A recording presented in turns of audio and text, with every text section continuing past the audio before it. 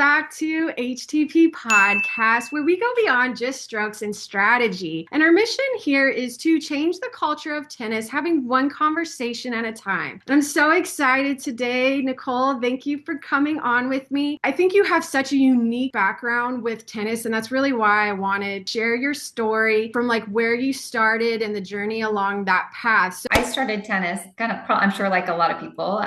My parents put me in like a tennis camp when I was 7 years old, local club, walked over and I just fell in love with it right away. Just tennis. I could sleep all day, eat, sleep like tennis. That's all I wanted to do. So I just played tennis that summer and I just really fell in love with it. And I kept going from there and played tennis in El Paso, like locally. Then I played in the section, Southwest section, all through juniors. And I played high school tennis, did well in Texas, Texas state champion a couple years, as well as nice. did well in the Southwest. I think every year, like top fives, pretty good. And then I ended up going to play D1 tennis at New Mexico State. After that, I coached locally. I was a volunteer assistant coach at New Mexico State, coached juniors like red, orange, green ball, all the way to like high performance players that are traveling nationally. And then I kind of landed into a UST role, the role that I'm in now. And I've been in it for almost 12 years now. So Wow, 12 years. And yeah, it's such a great role for me. I felt like I could do a lot on court, but I was kind of ready to maybe try something a little bit different. Applied for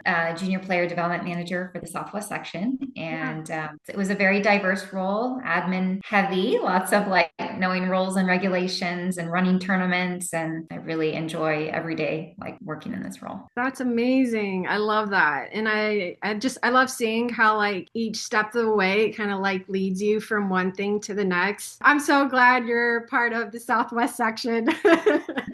I love it. And you're such an amazing asset to the Southwest and I mean to the tennis community in itself. You do an amazing job. What was it though like about tennis that really impacted your life that you wanted to stay in it and like make a career out of it? I love tennis, like everything about it. Not just playing tennis, but like watching it. And I feel like it's a sport that obviously you can play for a lifetime, but you can always try to get better at it. You can never be perfect, right? Like it's not just technique, it's like the mental side, tactics, like physically. It pushes you to these limits that, it's just really special, a special sport. But then like I coached it and I was like, oh, this is really fun as well to coach tennis and, coaching different levels, college coaching, and then getting into this role. It's something I think I was meant to do. I think I could be very impactful on the tennis court as a coach, but I feel like the role that I'm in now, I feel like I can help parents, players, because it's a tough journey. Tennis is tough. It's really like you're pretty Yeah. isolated there. It's very individualized and, parents, it's not like a team sport where they're kind of like a coach is leading them as a group to do something. So I feel like I can help them along this journey, for the players, the parents, the coaches, and just give them that information that is really important and make them have a really good experience because tennis, it can be tough. Like obviously there's not like an official on every single court and sometimes it can get really tough for these kids and Yeah. trying to help them learn that it's important. Like tennis will help you be more resilient and independent. And so there's so many benefits of tennis and trying to get these kids to kind of continue with it. And I love being part of their journey, like Yeah. seeing kids that are now like almost finishing college, like Olivia last week. I'm like, oh my gosh, I remember when she was, young and she was like our youth council, one of our leaders. And yeah, so it's really special to see how successful these kids are now. And I feel like tennis has been huge for them. So Totally, totally. I love that.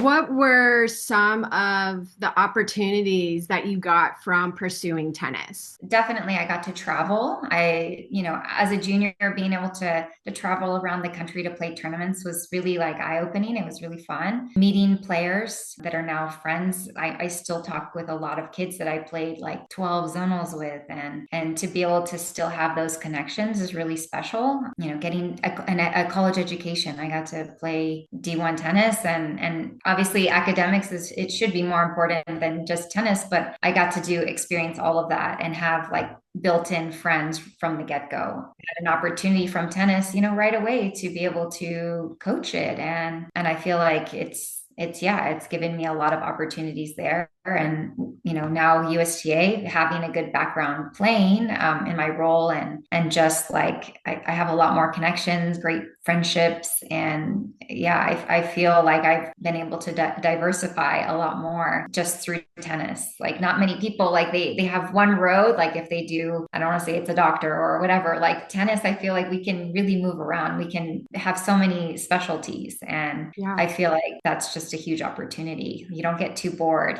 like you don't have to do the exact same thing every single day. It's very different. What Yeah. I keeps it fun and interesting. Totally. That's a great point. What were some negative experiences that you had that you would want to share if there's just like one or two that really stood out to you, but then looking back really helped you become a better person in handling obstacles in the future? Yeah, I feel like just with tennis being so isolated, when you're out there on the tennis court, being younger, like when I was like 10, 11, 12, 13, it was tough. Sometimes you feel like you were maybe cheated, or, you can't handle your emotions as well. Sometimes when you're younger, you're like, the tears are coming and you're like, what's wrong with me? Why am I, so emotional? I think that's like the hardest thing about tennis is that it's made me a very independent, strong woman, that I don't have any fears, anymore. Like I feel like I got through that. I got through junior tennis, like for sure. Yes. I think that was like probably the toughest part, just early on being able to be resilient and get through those early stages of competition and knowing how to handle those things.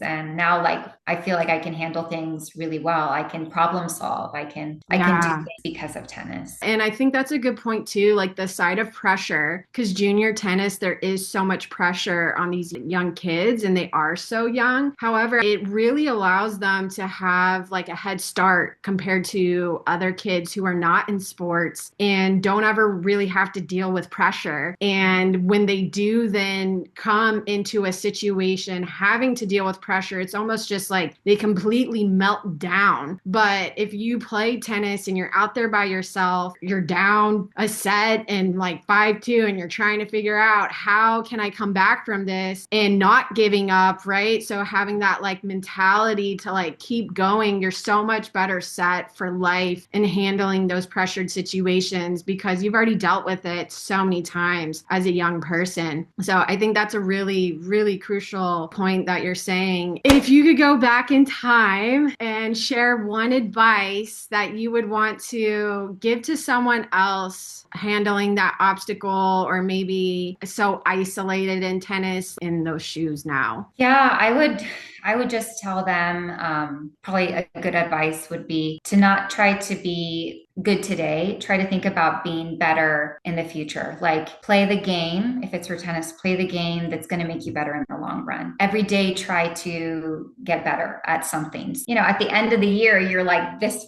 much better than, taking little steps, because it may not see like much at the beginning. But if you're every single day, you're like, okay, I'm going to work on my mental skills. Like I'm going to work on just being very focused. I'm going to work on routines, certain things. And then by the end of the year, wow, you've like not mastered it, but you're pretty good at that, right? Or Yeah. like if it's technical, it's like, okay, I'm going to focus on my forehand for the next 6 weeks. Like trying to have that growth mindset instead of just thinking, okay, I want to win today and nothing else matters. I think just always thinking about being better in the long run. Yeah, and taking it kind of like in bite size. A lot of the time, usually tennis players are super ambitious. They are super competitive, and we want it right now, always. I think as human beings, we want it right Yeah, now.